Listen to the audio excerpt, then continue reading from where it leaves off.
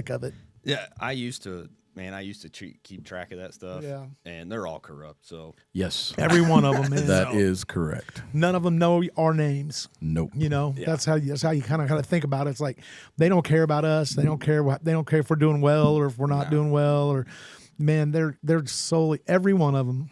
And I'm somewhat of a Trumper, but he's in it for he's over there making his cash. He's making his money for sure. And if anybody would say, I believe everything the federal government does, and they are for my best interest. You are. They deserve what they get. Sorely mistaken. Yeah, they deserve what they get for sure, man. But I do like talking about boxing. I'm a big boxing fan, man. So always have been. Like there's so many times when people are talking about fights, and I literally remember watching the fight. I'd be like a little kid, 10, 11 years old. I was watching like Friday night fights on ESPN. I was watching. We grew up boxing, man. So our fun. My dad was one of, 18 kids. There was 18 of them. Yes. And they grew up rough. And when me and my brother, and he's my cousin, but we're more like brothers. We grew up 4 houses down. Our dads are number 8 and 9 in that list of 18 kids. So his dad was born March 15th of 46. My dad's March 12th of 47. So they're like Irish twins. Sure. So they always been best friends. We literally lived 4 houses down our whole life. So we spent a lot of days out there in those yards with a pair of boxing gloves on. All the neighborhood kids over there, man. Oh, yeah. We were throwing down nothing professional, obviously, or we'd have been killed. But we grew up boxing a lot. So I grew up a fan, man. So I've always. I've always followed boxing, always been a fan, even through the MMA thing where MMA got so big. I always remained, Sure. somewhat of a boxing fan. And it seems like that MMA kind of took center stage for It certainly did. A good decade. Yes. Right? And then now, like him or hate him, I got to give him his flowers. Jake Paul really did. He did. He brought a lot of young eyes back to the sport of boxing. Sure. Absolutely, man. For sure. He made people interested in it again, even though it's a freak show. It's a clown show. But, dude, he's still pulling – those numbers like that last fight. If you watch it, I don't say this is on the internet. Jake Paul probably he hear our little podcast and say I'm suing them, but dude, there's no way he carried him. The moment any time AJ wanted to destroy him, I think he could have. Oh yeah, I think he could have. Yeah, probably took his life. He probably could have killed him if he wanted and to. then he was like go time, and he broke his jaw. Yeah, so and that was not everything he had. No, and the internet is obviously always correct. And yeah, right. I saw something today that Jake Paul may actually never fight again because of that. Because I think he broke his jaw in 2 places. Had to have a metal plate. I mean, it didn't look good. Yeah, that shows you. And I even said that all the time, and pros would too. Like them MMA guys didn't understand. It's like, oh, you're not going to get in there and box with a boxer because the striking is so elite that it's not the same. Well, Daniel Cormier was doing forget what podcast he was on, but he was talking about how he went to this boxing gym, and I think it was in Oakland, California, and he was like, they hit you with a jab, and it's like, what in the and world that's just hit sparring. Me? And sure. and he was so upset because he was like, I could beat every one of you if he were to wrestle him, because Daniel Cormier, is an Olympic wrestler. Oh man, he's awesome. Elite, bad man, and getting touched up in this boxing gym, and it's like, man, I respect any kind of martial art, whether it's Brazilian jiu-jitsu, boxing, mixed martial arts, you name it. You take a fighter out of their element and you put them in a different element. There's probably, with guys that's their element. Correct. That's the thing. Because I'll say the same thing about no boxer wants to get in with an MMA guy with MMA rules, man. They're going to tear his legs up right away. They're going to take that boxing away. But it goes the same way, man. You put an MMA guy in a boxing ring with a boxer, the stance is different. Everything's different, and they get touched. When they get touched up by them boxers, they usually it don't go good for them, ever. Right. The only boxer I remember having the stones to really come over was James Toney. Came over, but he got tore up real quick. He was kicking him in his legs, and he was like, "What is going on?" He was a little bit older too at that point, wasn't he? Who was it that he fought? It was Randy Couture. It was Randy Couture. I think it might have been kind of like was it like a exhibition type fight? No. Was it a real fight? That was a legit fight. And the thing about James Toney, man, he would go to different gyms and just be like, "Yo, give me your best fighter, let's spar." Yeah. And like, I mean, his name's Lights He Out was for a reason. he was heavily underrated for years and years and years, man. Because he was a good boxer. You know what hurt him bad was early in his career he was up and comer, and then Roy Jones washed him and made him look bad. But Roy Jones was a freak, dude. He was an alien until he went up to heavyweight. He was never the same. He went up to heavyweight and won by knockout. But then when he cut back down to cruiser, dude, every time he got touched, he went to sleep. Yeah. You know? Just that people don't realize that like adding weight and weight cut, especially the weight cut. You know, that's one thing they're talking about is they really need to come to find some kind of way where guys don't have to cut weight for fights, man, because it's like devastating. Well, and you got guys passing out after they weigh in. Right. It's like, man, I don't know I don't know the answer to that, but like maybe adding more weight classes. That's one way. Potentially help that out where people are actually fighting in their actual weight class. Because Drew Dober, which I'm not sure if he's... Yeah, I knew Drew Dober is, Yeah, Drew Dober, he fought, I can't remember what his opponent was, but he was doing an Instagram live, and people were asking him questions. And I got on there and asked the question. It's like, man, what did you weigh at, like, I know you weighed in at 155, but what did you weigh fight night? And he answered, he's like, yeah, I was back up to 180. Yeah. It's like, oh my So that's what they're saying is it's kind of sanctioned cheating. Yeah. Because them guys don't walk around, you know, like one that they brought up on this show I was listening to was Anthony Rumble Johnson, man. You know, R.I.P. Dude was awesome. Yeah, I man. loved Anthony, but dude, he was fighting. He was in MMA fighting at 170, and by fight night he was back up to like 198, 199, and walking around at 230. Insane. You know, insane. Well, Alex Pereira, he's getting ready to make his heavyweight debut for his third title. Yeah, he's big too. Man, you look at that dude, it's like, how did you even make 185? Yeah. Well, that's what I'm saying. It's literally dangerously close to death. They say a lot of them. Yeah. They dehydrate so bad. Yeah, because that's all it is. You're losing all the water in your body. Yeah, I mean, just letting it all go. You know, this conversation's great, but we need to just say who Brian. we're talking to. Yeah, we should. You know, I know the conversation was so good. We're here with Kase, and I think it's Stolte, right? Stolte. Okay. Yes. All right. Cool, man. And you are a former Guns N' Hoses participant, correct? Yes. And then went on, and now you're a 2-time Golden Gloves champ. Correct. Tell us how that happened, man. Well, I got on. So I work for EFD, and I decided that, hey, I'm just gonna try this one time. I'm gonna get in the ring to see what it's about. Well, we did, and I think I weighed in at like 214, and fought, ended up winning that fight. And when I got my hand raised, I was like, "Oh, I'm hooked. I'm done. This is what I can't just do this born to do. once a year." Yeah. And so after that, my good friend Nathan Classy, who's also on the fire department, he invited me to come to his gym, and that is X-Fit Boxing. So they were in the pit when I got to know them, but now they're down here in Newburgh, and that's ran by Ezard Cooper and Tasha Cooper. They're married. So, and I think you train with the guy that you know that comes to your shows a lot, because I've seen some pictures. What was the guy that we? Oh, Trace. Yeah, does that sound familiar? I think Trace. What's he look like? Big boy. Is he with Rising Phoenix with Kim? No, probably not.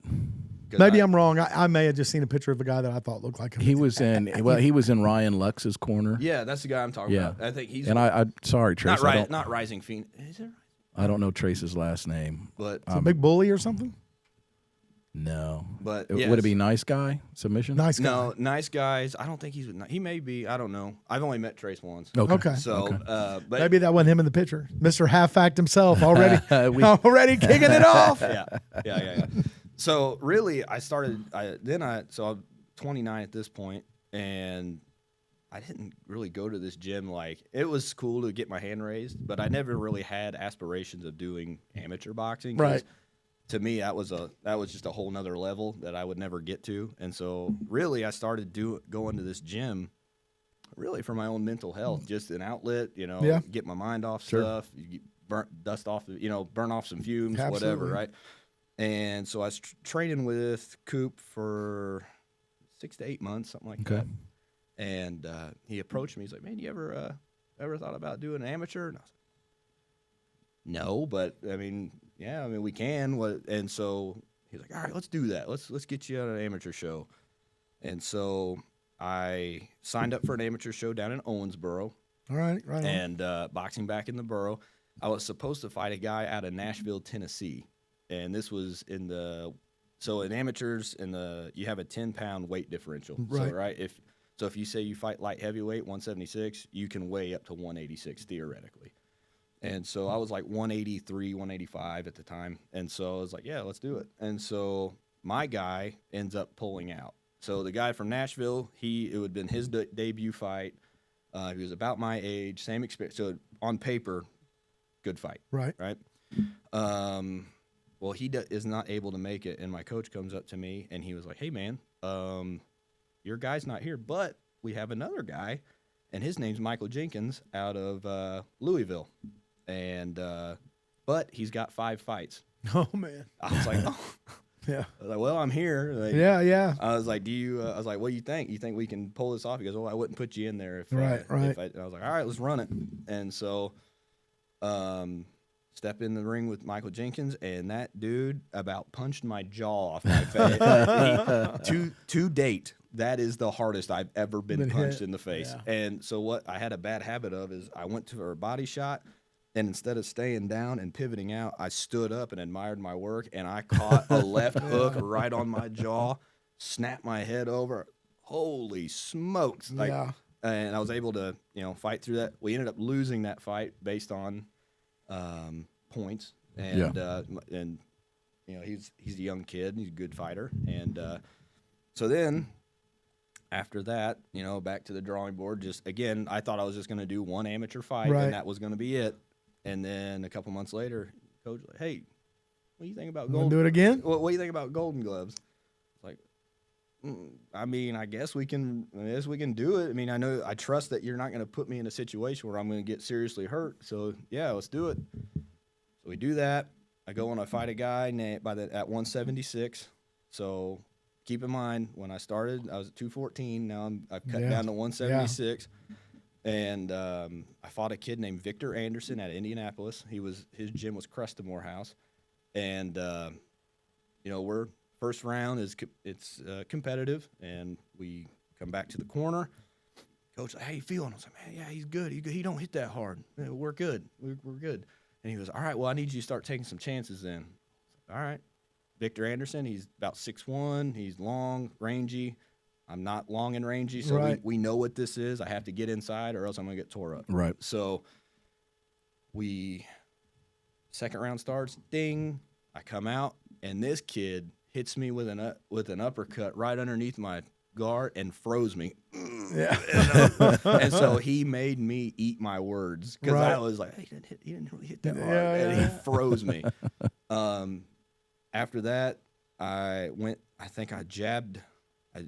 jabbed up top, hit him with the left down to the body, and came over to the top with a right hook, and I caught him, put him on the ropes, and then from there I swarmed him, body shots, and he tried to grab a hold of me, shoe shined him, just tearing his body up, and eventually won that fight by second round stoppage. So you stopped them. So you won your second fight. Won my second fight. All right. And then, so I'm kind of taking you through all the fights leading up to what would just happen. So then I did Rumble on the River here in Evansville. We fought a guy named Terry Alexander. Again, 6'1", 6'2", tough kid, long, rangy fighter.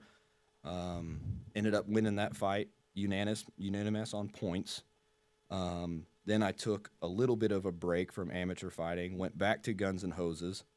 I lost a fight, and then that no one really agreed with. The entire arena booed when it got announced. Yeah. And I was like, man, or I might have those mixed up. Either way. And then, so then we did Guns and Hoses again, and rematch with this guy. Ended up knocking him out in the first round, like like unconscious, took out on a stretcher, knocked him out. Payback. Oh, it was so sweet. Yeah.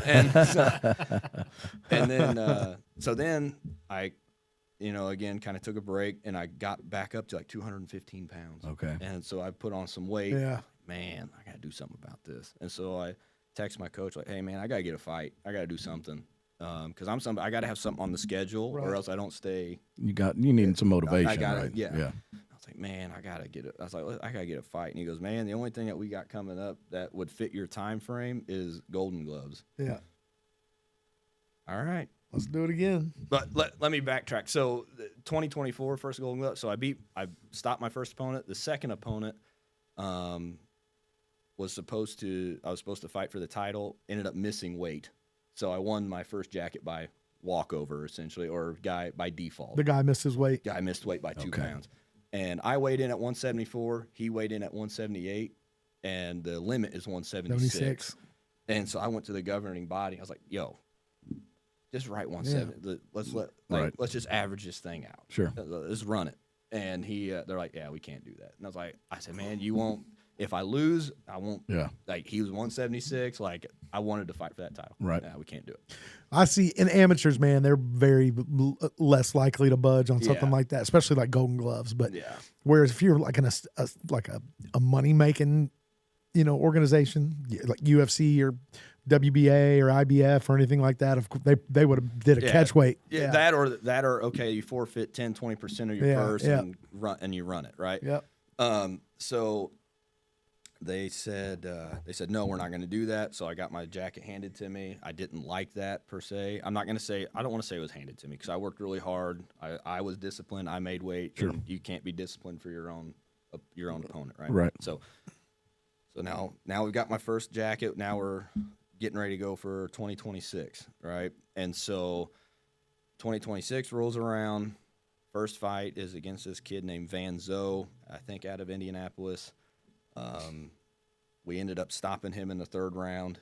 So how long does that tournament go over? Like how long is this? It's like 6 weeks. 6 weeks? Yeah. You got hundreds and hundreds of fighters. Yeah. And so we stopped Van in the third round.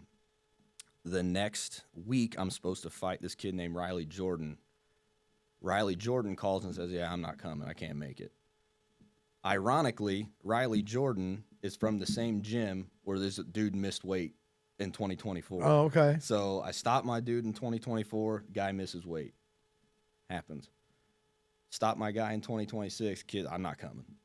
So, whatever. So now I'm in the title fight. And we were fighting this kid named James Garrison.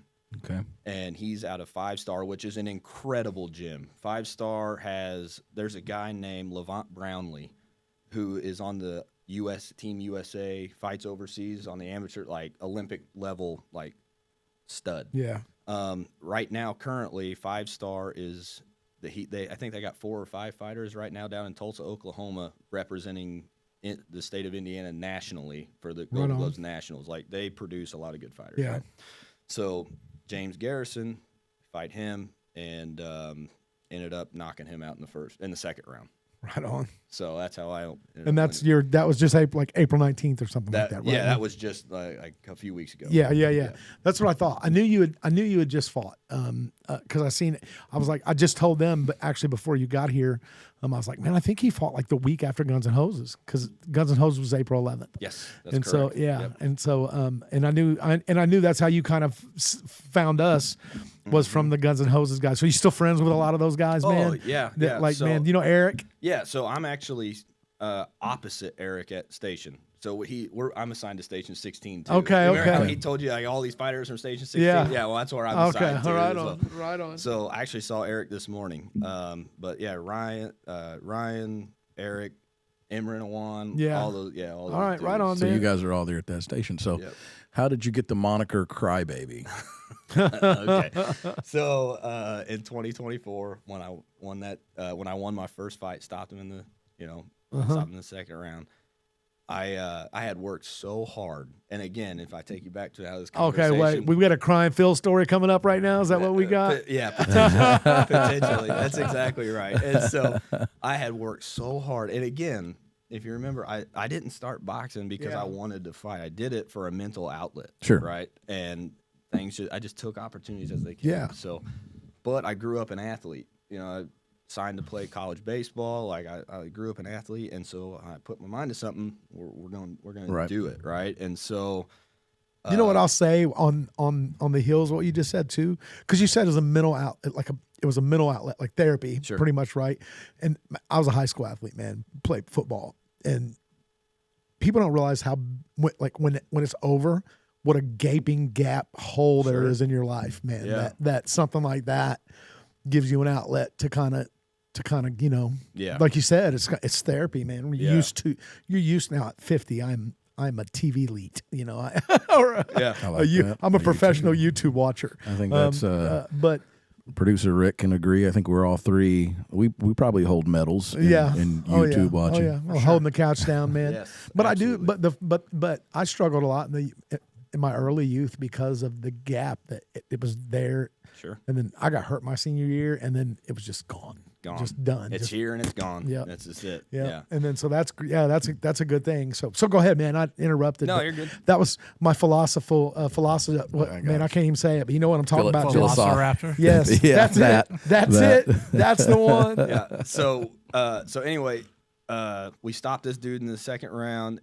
Unbeknownst to me, that's how I was going to win my title, right? And I had just cut a ton of weight and worked so hard to get here. And so when I walked over to the corner, I got emotional. All right. So I started crying.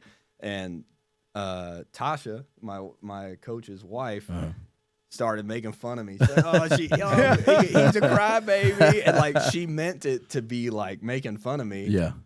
Man, if you heard some of the stuff I hear at the fire station, right, that ain't nothing. So I just leaned into it. I was like, yeah, all right, cool. I know how that goes. That's just what it is. I guess I'm crybaby. I was fortunate to have like one of my best friends. Their dad was a firefighter in Evansville, and we spent a lot of time there, man. I know how it goes at the hose house. Yeah, we had a lot of fun, man, there when we were kids. It was a long time ago, but yeah. So I just leaned into it, and that's what it is. So here we are, Crybaby. Here we are, Crybaby Stolte. Yeah, yeah, that's what it is. I love it. Case the Crybaby. Yeah, that's what it is. And I gotta say this, man.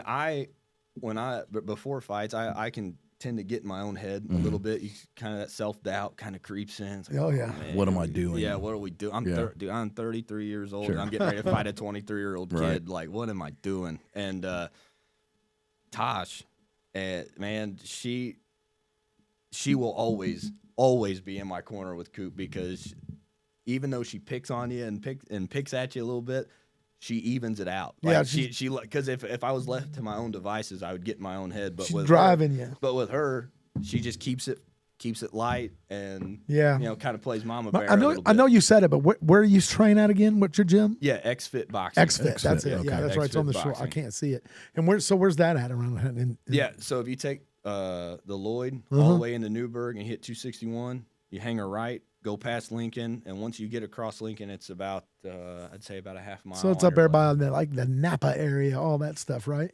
Napa. Yeah, Napa Auto Park. Yeah. So as if you're heading to downtown Newburgh, it's on your left. Okay. Yep. Yeah, right on, man. I know a lot of the people around here. So there's still, Evansville Golden Gloves for years was at the Kase Newsom Center, man. And as far as I know, they still have some Golden Gloves there. I'm pretty sure. And then I know Danny Thomas was involved in some Golden Gloves, but he's been involved, I think, in every boxing. Gosh, I was at Danny's gym this morning. Was you? Yeah, getting work with Danny. And man, he not only that, but he took a guy named Ray Stallings all the way to dude. Ray Stallings is a bad man. Yeah, dude. I tell people all the time, Danny T ain't no joke, man. No. Danny T was he's responsible for some of my wildest childhood memories, man. I had a buddy that kickboxed in the gym that he kickboxed in, which was Scott Sullivan's gym. And man, do you remember what that place was called, dude? Over there behind Harrison. Yeah, I know that little bitty spot. I can't remember what it was called, man. It was the Muay Thai, pretty much is what it was, though, because it was before nobody knew what jiu-jitsu was, nobody knew what MMA was yet. So they did that was when shoot boxing had just kind of come out. And Aaron fought. And I know I've talked about it before, but Danny Thomas was fighting in a shoot boxing match in Jasper, And dude, it popped off like the city. Danny like took on the town, man, of Jasper. I was like, he won. He's told me that story a couple times. Dude, it was crazy, man. And we were like, wow, what is going on? If you look at like boxing in Evansville, like Danny has to be close to the epicenter of it. Yeah, man, he's been around so long. Because nobody realizes how old he is. Yeah, well, my coach, Ezra Cooper, like that's where he got his start. Yeah. And of course he won Golden Gloves a few times, turned professional, and then he kind of, I think he went to New York and got some training up there, and he picked up some different things. But I mean, he got his start with Danny, right? So and and it seems like the Guns N' Roses kicked out because there's another guy, the big guy that that lost to the professional football player. Oh, Daniel Orange. Yeah. But I heard he's really came a long way, and he's fighting Golden Gloves, right? Well, so. I had to, so he's not the only 2-time Golden Glove champ on the Guns N' Roses team now. So, but yeah, he won Golden Gloves twice. Okay. And so he's an amazing fighter too. I've picked up a lot from him. And like, what I love about boxing is like you have two guys, both have 2 titles, but fight completely different. Oh yeah. Like Daniel's long, rangy, cracksy from the outside. I'm short, compact. I got to get on the inside, and like. Not one is not better than the other, and he's a big heavyweight though, right? Yeah. I'm just. No, I know what you're saying. Comparing styles. Yeah. I'm not saying one's better than the other or one is, but like that's why it's an art, right? Sure. Who's the better artist? It's the whole thing, man. It's the whole thing about martial arts, and which to me, I don't know if it's considered. Boxing is a martial art, man. They're all martial art. They're all disciplines, fighting disciplines that most now that's the thing about it is like a lot of people come up. And their whole purpose of getting into it is to compete. But at its purest form, most people get in it to, like you said, for self-discipline, for therapeutic reasons. Some guys need to blow that kind of steam off so they don't do it in the street, whatever. But it's something that, so many people are like, well, it's violent. It was like, no, man, it's human chess, man. It is literally a human chess match. So go ahead. Skill. No, go ahead. No, you're good. You go for it. So I've always been a combat sports fan, right? So I remember growing up, Matt Hughes was the man. Yeah, he was. Because Matt Hughes and I, which I don't want to say he's a friend of mine. That's a pretty loose term. Oh, that's okay around here. Yeah. No, you're best friends. Here, you're best friends. But he actually came to Guns N' Hoses a couple years ago. Did he? Okay. And I was the one that kind of orchestrated that with him and his he's an Illinois guy, right? And he's from the Effingham area, right? No, he's from Hillsboro. Okay. And so a lot of my family, I say Effingham is where I'm from because that's the biggest town that people might know of. Yeah. But I'm actually from a real small town called St. Elmo, which is about 5-10 minutes east of Vandalia. Okay. Well, Vandalia and Hillsboro are major rivals in sports. And so he's from Hillsboro. Okay. And so the first time I met Matt Hughes, I was at a mixed martial arts event here in town, and he was doing autographs and all that. And Sam Smith kind of hooked me up, able to get in the back door. Big Sam, Steel Hammer. Yeah, shout out. And so I go and I'm like, here. I was like, man, my name's Kase. Very nice to meet you. And I was like, oh, and also the Hilltoppers suck. And his head snapped over at me, and I was like, yeah, a lot of my family's from Vandalia. Yeah. And so, both of us raised on a farm, like just kind of had that common whatever. But like, man, Matt Hughes was the man. Yeah. Right? Oh, I remember the day. And he was for a little bit, man. He was he had some longevity. He lasted a while. I mean, he has wins over George St. Pierre. I was going to say he had some. He had one win GSP. over. He won over GSP. Yeah, and then they weren't they both coaches on yes, Fighter? And then that rematch was bad for him. Yeah. But man, who the BJ Penn trilogy? Yeah. BJ Penn too. Yeah, man, but. Dude, BJ Penn was a problem in his prime. Oh, dude, he's one of the. He's made out of rubber, ever, dude. Yeah, I never seen anybody bend like. He's one of them guys that could do that thing where he'll. I was going to say jumping out of a swimming pool. Yeah. That's wild. He's an alien. He was an alien, but so was GSP. That's what I was going to say. Yeah. I would proudly wear a T-shirt that says GSP kicked my teeth in. He's one of the best. He's one of the goats. Why'd he go away? Why he just was like, I'm done. Well, he beat Michael Bisping for the middleweight title like a drum, and then Yeah, but he hadn't fought. But that fight was after a long, long time away. It was like after, I don't know what it was. He got beat by Frank Trigg for no reason. He just came in not ready. Yeah. Remember that? But then he come back and beat the brakes off him. Dog walked him. Yeah, dog walked him. Yeah. And then, and then he just was like, I just think he was done. But I heard somebody talking. They said that, it was that Dan Hardy talking. But when he fought GSP, he was like, dude, I had no chance. He was like, I have a $10,000 training camp. He was like, it came back to me that dude he had a $250,000 training camp. He was rented a whole hotel, was flying guys in. He was like, there was no way that I could even compare to even get ready to compete with a guy like that. But then they were talking about how good he was. I remember watching that fight, and GSP about twisted Dan Hardy's arm out of his socket with it. So get this, man. GSP made like $6 million in that fight.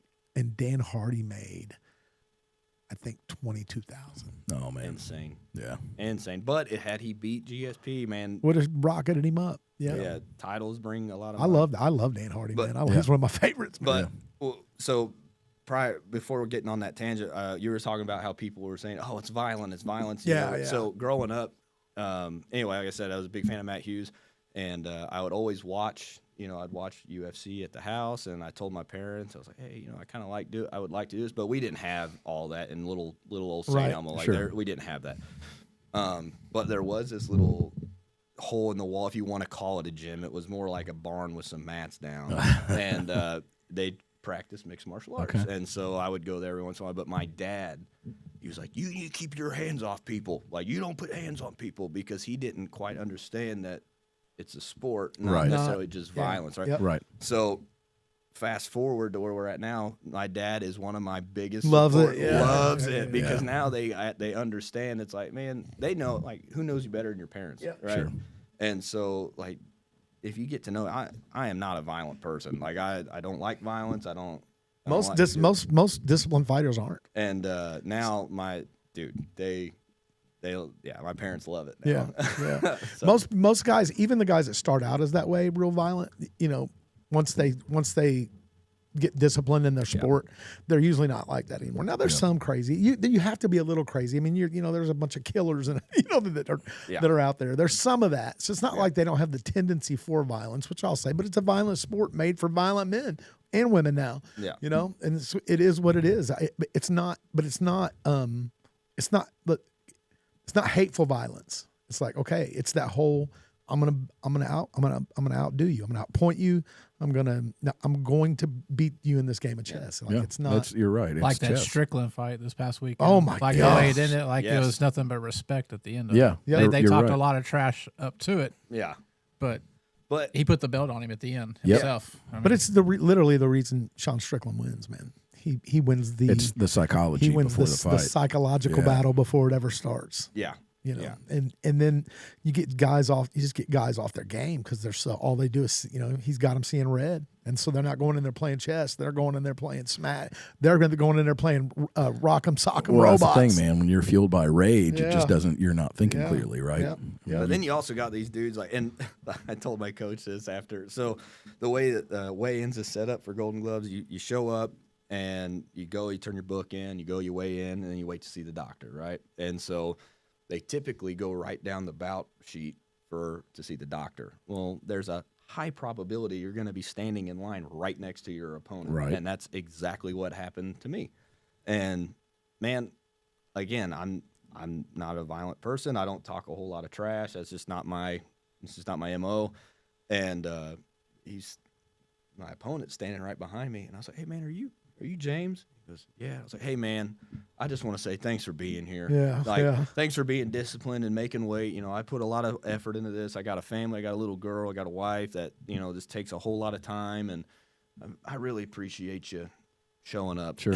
And we ended up not stopping him in the second round. Yeah, well, and my coach was like, they probably looked at you like you were insane because who does that? I was like, there are some nice guy fighters though. There are some nice guy fighters like that. Yeah, we got a gym named after it. Yeah, nice yeah, that's right. Yeah. There's always some. It's not. I mean, you got your Conor McGregors, and then you got your Sean Stricklands, but you also have some guys that were always genuine, like Rich Franklin. That dude never said a bad word about nobody, man. Well, he was always cool. Man. Well, and even with GSP, he's like, GSP, what do you think about your opponent?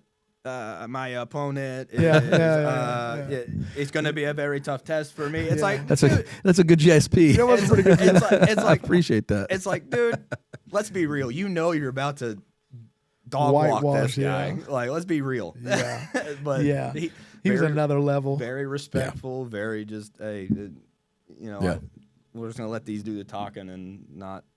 So how was it after the fight? In what regard? Was he cool when he woke up? I mean, as cool as you could be, I guess. I mean, I shook his hand, went over to his corner, and told his coaches that I respect their gym, and they put out a lot of good fighters. And after it was over, I held the ropes. I held the ropes up for my first opponent. Him, I had to go get a photo with my jacket. But after I got out of the ring, I went up to him to try and give him a hug. He wasn't feeling that, but.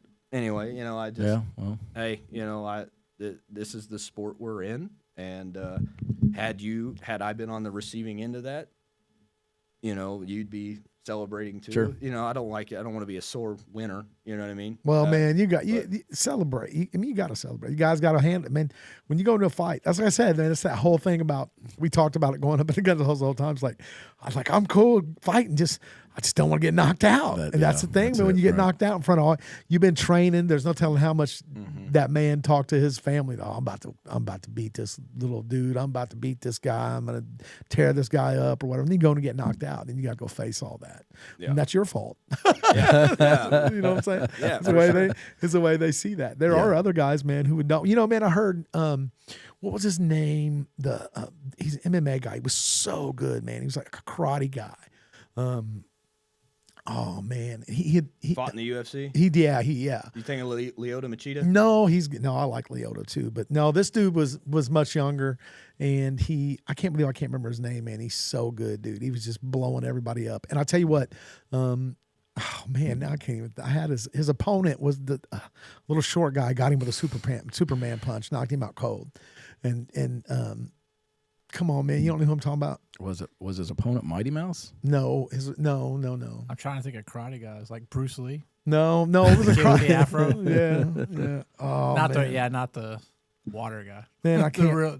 I can't remember, but he was like, man, he was like, honestly, he had never been knocked out, never. He said, when it finally happened, it was almost like a relief. He's like, because. It's like, okay, he's like, he's like, every fight, you're like, is this the one? Is it coming? Is this the one? He's like, it finally happened. And he was like, and he said to this day, his dad, his whole family's combat sports. So his dad is still calling him and be like, yeah, man, dude, you got smoked.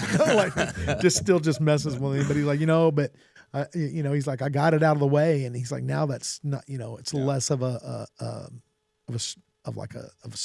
stressful thing that he worries about. He don't worry about it anymore. Get the monkey off your back. Man, exactly. Well, so there's only been one dude that's put me to sleep, and it wasn't in a fight. It was in a sparring session, and that man is Daniel Orange. Oh, and okay. I had just sparred. Gosh, I want to say like 10 rounds. I was tired. I was leaving the gym. He shows up. He's like, hey, just give me one round. I was like, all right, well, I'm going to give you one round. Thanks, buddy. And so he's doing his thing, man. Again, he's working that jab. He's keeping me out. He's doing a great job. I finally get inside, and he hits me with just what seemed to be a nothing left hook, just a check hook, but he hit me right behind my ear. Yeah. And I fell on him, and then I hit the canvas, and he goes, oh, I thought you just collapsed because you were tired. I was like, no, you shut my lights off. It was a heavyweight left hook. Man, there's a big difference. Remember that little dude in the Tough Enough or Tough Show that was like, the one guy was like 2 weight classes up. He was in the bathroom. He was like, you can't knock me out. I'm telling you, you can't knock me out. Yeah. He slapped him face first on the toilet or whatever it was, man. Yeah, dude. It's like, dude, that's a big. Yeah, that was the Ultimate Fighter. Yeah. And basically, I think the weight classes were like 155 and 205. Yeah, it was a bigger, way bigger, something like that, and he just. It didn't even look like he put a whole lot into it. He didn't. It. He just hit him on the chin. You can't knock me out. And then, said, man, I don't want to do this. I don't want to do this. And then he finally did it, dude. And then I remember the camera cuts to an interview with the guy who got punched. He's like, well, I wasn't like knocked out. Yeah. And then it cuts back to him, and he's snoring. Yeah. I think he was snoring. I do. I think he was snoring, man. Like, nah, bro. I think alcohol was involved in that situation. For sure. They all got wild in that house, man. That was a fun show to watch. Especially the dudes that lost. And like they were they were on the show, but not fighting anymore. They're just partying. They had the incentive to. And if you think about it, man, that show is really what shot MMA into the stratosphere, man. Yeah, because nobody knew what it was until Forrest Griffin. Well, that Forrest Griffin Stephan Bonner fight too. Do you remember that? Yeah, that's what did it. That was a battle. Yeah, everybody had kind of watched the show, and then they had people. That's when it. I know everybody in here though. We were watching way before VHS tapes. 90 when 90, you were born. 93. I think was it 93 was the first one. That's when I lived in that little house with all them guys, and we found 1 and 2 and rented it. And we were like, dude, where has this been? Right. Yeah, and then was Royce Gracie just it was Royce Gracie put the clamps on everybody. But that's because nobody knew what jiu-jitsu was. Yeah.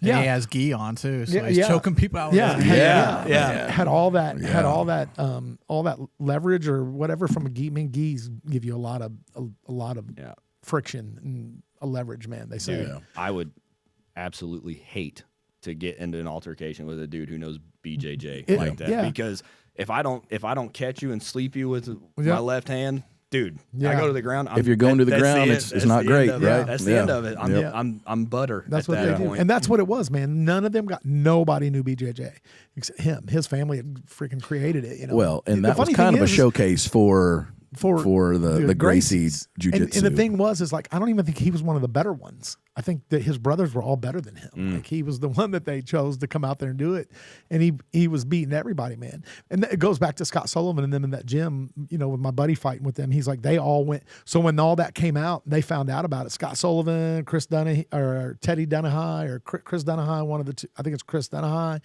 I don't know if Danny went with him or not, but they all went to this tournament where guys were doing BJJ, and they were like, "Oh, we're going to test ourselves against this," and they were like, "Oh, they drug us to the ground and choked us out." Bro, you have zero shot. Yeah. Because and again, I am not a Brazilian Jiu-Jitsu practitioner, so if I sound ignorant, I apologize to that community. But man, I feel like BJJ is so much more technical because if you get in a street altercation and you're throwing hands, anybody can get caught with a crazy shot, and anybody can get put to sleep. Yeah. It happens.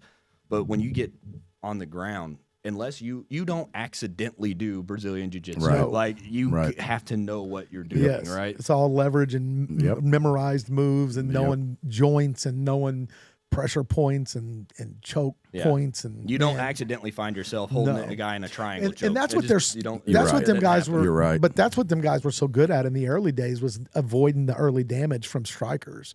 And getting them down, and people are like, "Look, this guy's just fell on his back. He's gonna get killed." Then you remember that when somebody got put in a guard, and it's like, "Oh, Royce is in trouble. He's on his back." Yeah, man, that's where he wanted to be. That's exactly where he wants you. We're all screaming, "Get out of there!" Right? You don't know what you're doing. Yeah. And the whole time, that's exactly what he was just trying to get to happen, man. Because they knew once they got you down there, they're going to choke you or make you scream, just like a python, man. Yeah, gonna break a bone or put you straight to La La Land, man. Yeah. But that's but it's taken over. I mean, now that's why MMA is so different now. It's actually MMA now. Like it's literally a mix of everything. You have to know. You're starting out with multiple disciplines. Yeah, you can't come in there knowing only Taekwondo and expect to do well, right? Yeah. It used to be that way where they called it MMA because it was one martial art against another. Now all these kids, they start off wrestling, then they learn then they learn grappling. They take, they train boxing. Yeah. They train kickboxing. They're all so good. These kids now are scary. Yeah. Dude, they're terrifying. They're really good. Yeah, man.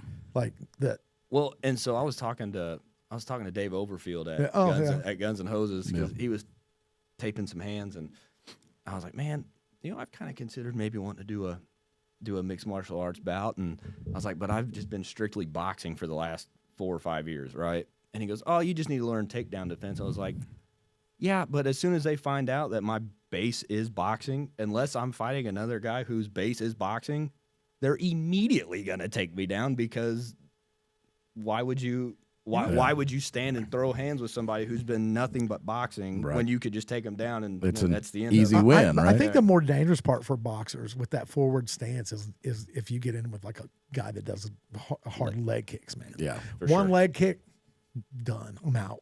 Dude, have you ever been kicked in the leg? I know you have. You can't stand. It's hard to. It's hard to plant your feet and stand. Right? If one catches you, and if you get a shin to your quad, the side of your quad, that's days worth of. What was I thinking? You know what I mean? And like, in order to throw a power shot, you have to be able to sit down on your punches. Yeah. Like you have to be able to plant your feet. And if you can't plant, it minimizes your power drastically. You definitely notice those MMA fighters with a way broader, more horizontal stance. In a boxer, with a back foot and a front foot. Yeah. You know? Unless you're Chuck Liddell, you knock people out going backwards.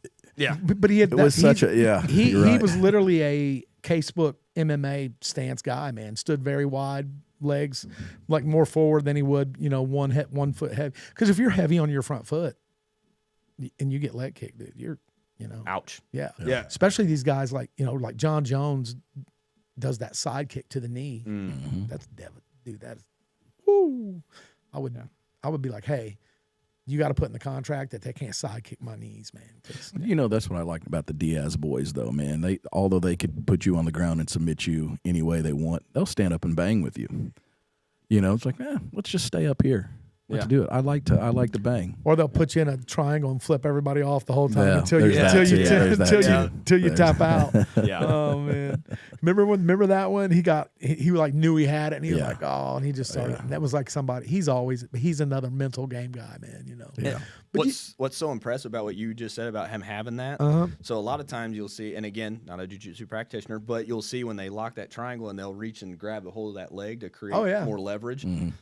Man, not only did he not do that, but that was later in the fight where he was bloodied up. Oh, yeah. They're sweaty, slippery, and he had that locked in with his legs only. I'm trying to think of who that was against. Man, that was early on. That was Nate, right? Yeah, it was Nate. Who was that? Wasn't Cowboy, was it? No. I think Cowboy, it was earlier. It was earlier than that. Oh, Cowboy would have been. Who was that? That's gonna bug me. I have no idea. I know. I'm still mad that I can't remember whatever that guy's karate, name I was talking about a while ago. Because as soon as I named you, you'd be like, oh, yeah. Dude, like he's one of the – he was fire. He was awesome.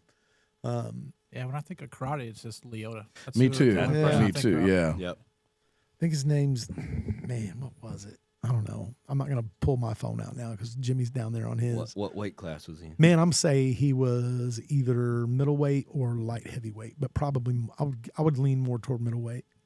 That sounds like Lyoto Machida to me. No, I mean this dude's this dude's way younger than Lyoto, and this guy's Stephen Thompson. That's it. Oh, Wonderboy. Wonderboy. Yeah, he's a welterweight. 170. Okay. Yeah, 170.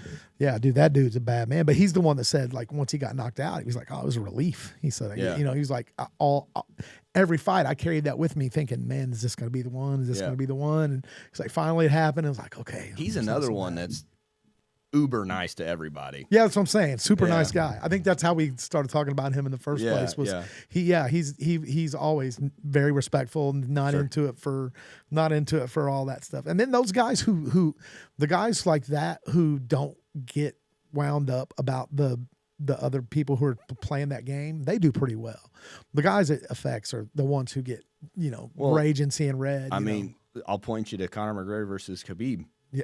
Or I tell you what I was going to say. Conor McGregor and Aldo. He had Aldo so mad. And so that was Kurt Pellegrino who Nate Diaz was fighting. Okay. Did that. But what I'm saying, you said the guys who don't get wound up. Yeah. Habib was just like. Yeah, he don't get And he was pretty wound up, but he just does a good job with it. Well, he had Conor down. He was like, "Let's talk now." He's beating the brakes off. Let's talk now. It was bad. Yeah. And then the whole that turned into a whole melee and a whole was that brawl after. Was that in the casino when everybody just went crazy? Was that? Yeah, I think it was. It went into the parking garage. Yes. Yeah. Yep. Artem, his partner in crime, got slapped by one of Khabib's dudes, and like McGregor chartered a jet together. Showed up. Yeah, because it was two separate things. Because there was a melee in the ring, and then that was in the parking garage where Conor threw a chair or something at the bus. Yeah.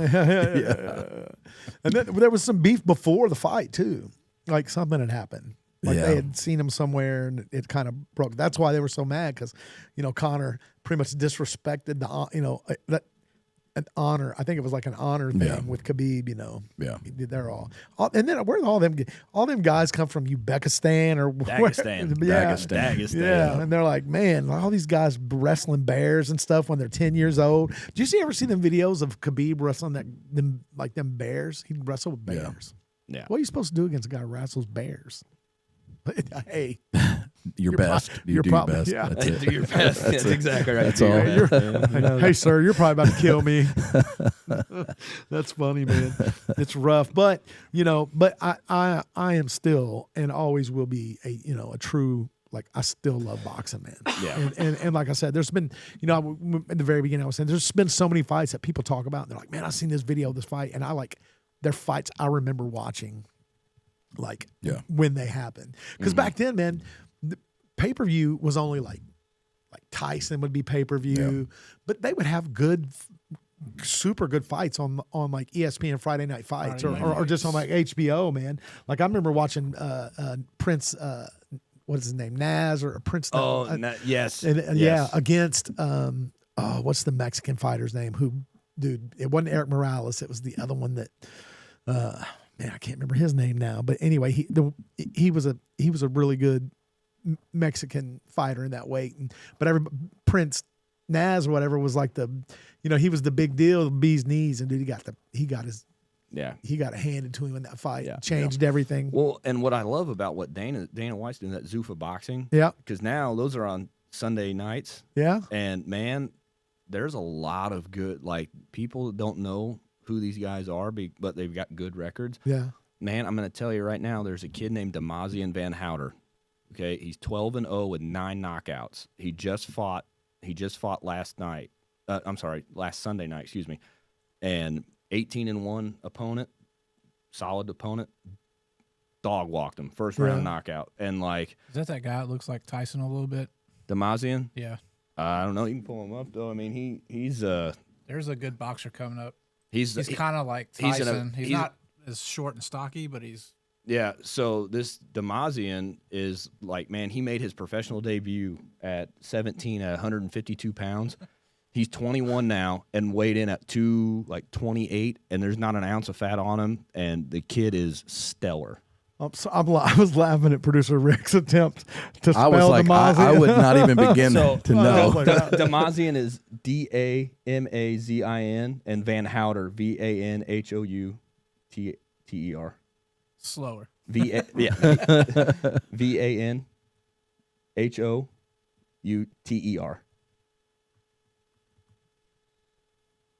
Where is he at? That's not him. I bet if you pull him up on... There he is, a box rec right there. That's him. Like a young kid, man. 21 years old. 6'2". So box rec's real cool. So you can, any professional boxer there's ever been, you can go in there and type their name, and they pull up all their stats, and you can scroll down, see who they fought, and all that good stuff. Yeah, dude, I've been on box rec since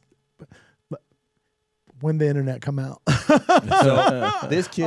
So this kid right here, he was he fought on MVP Prospects and hit this guy with a jab. Yeah. Knocked old boy's front tooth out and KO'd him with a jab. It's like unreal. You know who I think Rick might be talking about is who's the guy that beat AJ before he fought Daniel Dubois. Daniel Dubois. Okay, that sounds, because I thought he was from like Canada or something. He just retained his title. He just fought the other day. Oh man, if you said his name, I'd know it. Yeah. Yep. He looks more like a young, like Buster Douglas or Razor Ruddock, almost. Yeah. I don't think this is that guy. Wardley.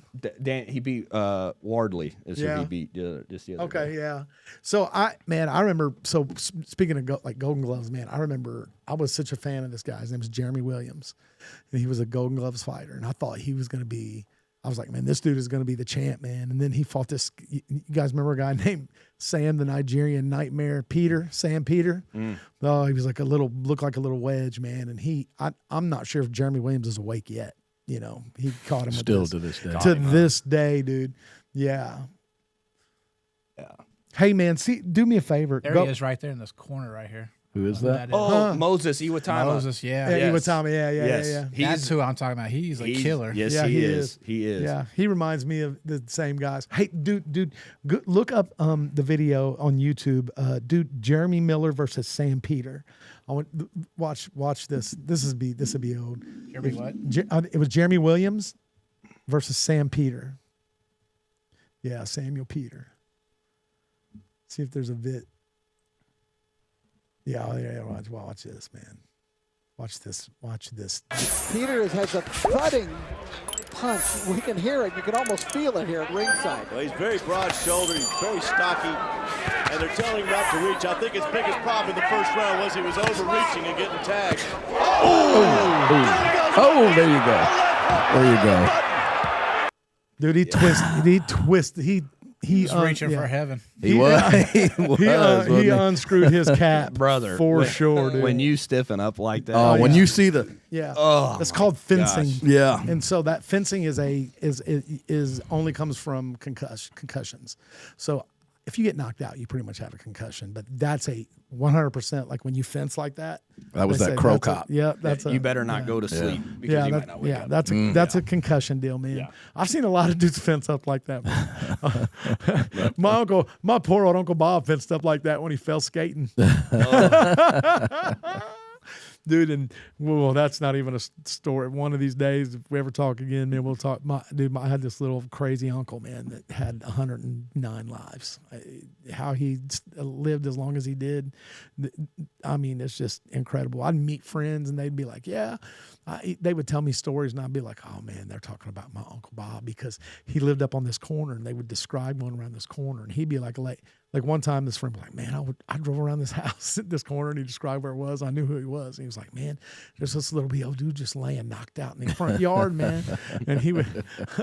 And what's funny is he had been up on the roof and came down, and a sledgehammer fell off the roof he left up there and hit him on the head and knocked him out cold right there in the front yard. People would come, and then a whole nother story. Like people were like, "Dude, we found this little old man knocked out in the bushes. He had fell off his roof." I'd be like, "Oh my god, dude, he had way more." He probably had CTE. Oh man, you know, and didn't even know it. But man, I have to say this because I believe everyone needs to get their flowers, right? oh yeah, So winning these two titles, boxing on its face looks like a very individual sport because it's just you and another man in that ring. But man, if you don't have the right team around you, you're not going to do anything. So I have to give give flowers to my teammates at XFIT: Isaiah Cooper, Art Edmond, Ezard Cooper, my coach, Tasha, all these people who took time and invested in me. Right now, Art Edmond and Isaiah are both at nationals representing the state of Indiana for Golden Gloves. All right, and man. so Isaiah is in the semifinals for the light heavyweight.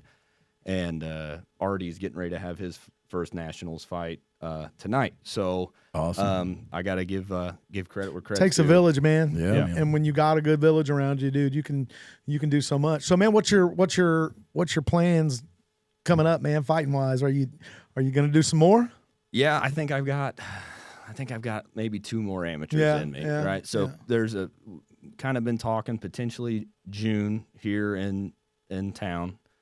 And then this year, right before Guns and Hoses, the FDNY, New York City's fire department, they do a international Battle of the Badges, which is sanctioned by USA Boxing. Okay.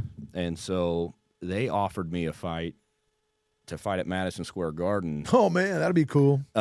This year, and they're like, "Yeah, it's this dude's from London. He's like 6'1". Here's his record." I was like, "Yeah, run it." Run it. And so I said yes to the fight. I don't know exactly what happened with the communication or whatever, but I like to think they sent my information over to London and they looked me up and were like, yeah, not him. Yeah. And so I'm going to try. I think I'm going to try and do that again next year. Okay. And we'll see if I can get MSG. And if I can make that happen, that would probably be the one. I'm like, all right, Yeah, dude, you're fighting where Ali's fought. Yeah, I mean, that's. Yeah. Man, there's been some. How can you top that? Some kings right? in that building. Yeah, man. I just think it'd be really cool, little old Evansville going to Madison Square Absolutely. Garden, beat somebody Heck from yeah, overseas. I think that'd be really cool. That would be kind of the one that's like, all right, we gotta. So what about Guns and Hoses? Any more of those in you? Yeah. I think we'd probably do that again. I'm